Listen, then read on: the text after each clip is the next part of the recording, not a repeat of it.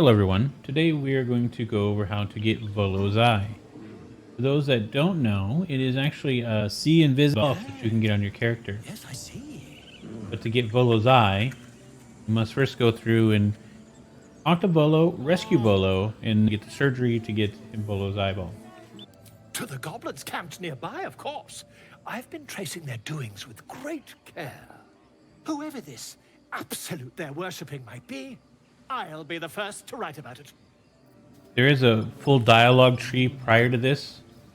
You basically just need to get him to say that he's going to be leaving for the goblin camp. When you come up on the goblin camp, you're going to find Volo reciting a poem? Singing? I'm not exactly sure what you call this.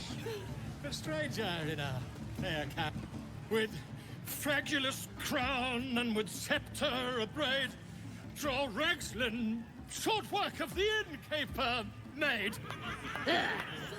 The inn burnt to ash, the captives were many, goblet kind had led you Goliath. You don't want to talk to him normally, or the goblins will get upset thinking that you guys are friends. What I normally choose is give your rapt attention. You! Move on! Gribbo gets mad. Now. Now, where was I? Huh? Wait a tick! That a friend of yours? Oh, certainly not. What are you doing? I'm busy here. You lying! To you? Never. Come, let's continue our ballad. Draw Ragslin, draw Ragslin, I draw Ragslin, Tumptuous, draw Ragslin, You broke him! Wait, draw Ragslin, we play, we... Come on, pigeon! Back to cage! You wanted him to actually go back to his cage.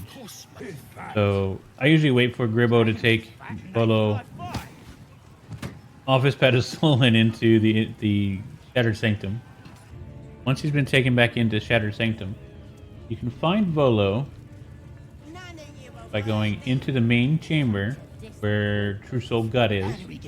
If you hang a right up these steps to the very top and hang a left, you'll see a doorway here. And that doorway on your map, you'll see Volo appear with a little vendor bag over him.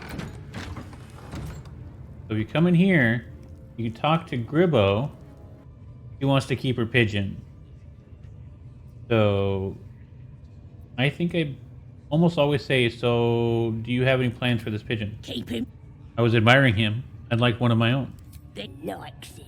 But, how much do you got? See? You couldn't take care of him proper anyway. As the symbol glows, power courses through you. Authority. Options that are best for you.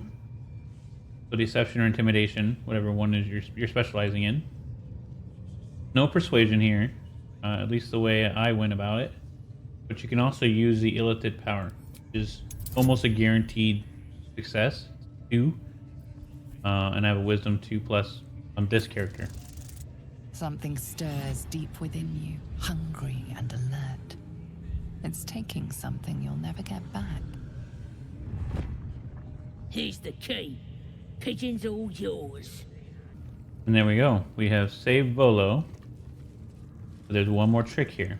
Once you open the door, Look at this. you can have a conversation with him. I'm quite saved. A joy to see a familiar face in such a precarious setting. I guarantee the story of your daring rescue of my person will live on for eons. Get yourself to safety and quick. I intend to do just that. A trusty invisibility potion goes a long way in a place like this. We mustn't tarry, but I'd hate for our friendship to end here.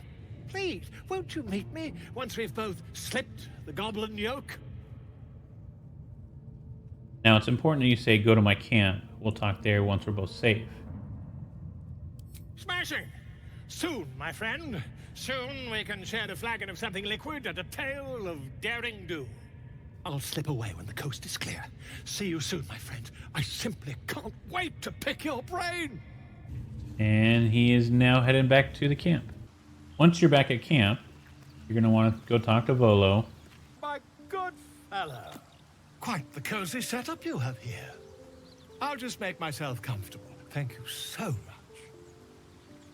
I was just settling in and reviewing my latest findings. Mind flayers, cultists, and, of course, your esteemed company. What do you know about mind flayers? Why, I'm practically an expert. They've tentacles, you know? Quite shocking. The druid Halson had some kind of mind flare specimen in a jar in his quarters. A replica, no doubt, but truly fascinating to see up close. And they're parasites. Do you know anything about them? As a matter of fact, I do. I think it's important to let him know that you have a mind flyer larvae in your brain so that he begins to study on how to remove it. You can go through the whole thing about ceramorphosis, tell you more, but honestly, Gale tells you quite a bit about it. So if it's your first playthrough, I would still learn what it's supposedly supposed to do compared to what it's not doing. I don't want to spoil, but understanding where you're at in the timeline is important, at least for your first playthrough. I chose if only your disbelief could alter facts. Examine me, find out for yourself. Perhaps that's for the best. I'd be irresponsible not to debunk such a fear in your eye. I could quickly... If we managed it, we'd have a specimen of incredible rarity on our hands. I'll need to research the particulars, however. Give me a bit of time, and I'll have this little issue sorted. Then he gives you a Blazer of Benevolence. I don't have a bard in my party right now, but it's a very good armor to actually have. That gives you 4 additional temporary hit points for every bardic inspiration you use. So we need to give Volo some time to do some research. We'll come back later. After a long rest, it looks like Volo is ready to speak to you again. Quite the cozy setup you have here. I'll just make myself comfortable. Thank you so much. Has your research done up anything that might help with the parasite problem? My research turned up a rather brilliant technique that seems quite actionable. It's not too deep, just behind the orbital socket. I could attempt an extraction. I've a needle in my tunic, after all. Fair warning, this is for you people that are very squeamish, like I am, with things and eyeballs and needles. You may want to look away. Do it. Volo carefully holds one of your eyes open and begins to prod uncertainly with the needle. Need to endure the discomfort. Let him carry The on. needle finds the gap between eyeball and socket. Volo frowns and begins to push. Clench your fists. Pain shoots through your body as the needle snags on your optic nerve. I think I have it. The needle seesaws back and forth, plucking the nerve like a harp string. Oh, bother. There's some obstacle in the way. I shall need a more robust implement. Hold as still as possible. Volo carefully withdraws the needle from your eye. Then, reaching into his bag, he produces an ice pick. I, the implement, but allow him to proceed. Volo slowly brings the ice pick closer to your eye. Now, don't move. Hold your breath. Cold metal presses against the skin beneath your brow. And then, tap, tap, stab. Do you feel that? Ha! I think we have the blighter on the run. I agree. It's a feisty critter. Just a little further. Volo tears the pick from your brain with a violent jerk. Your eye plops down into the mud. He pauses, looks down at your eye, and recoils slightly as it sinks into the mud. There appears to be an amount of cosmetic damage.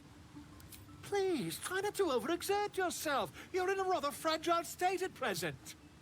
I can't help but feel partly responsible. Perhaps there is something more I can do. Take this.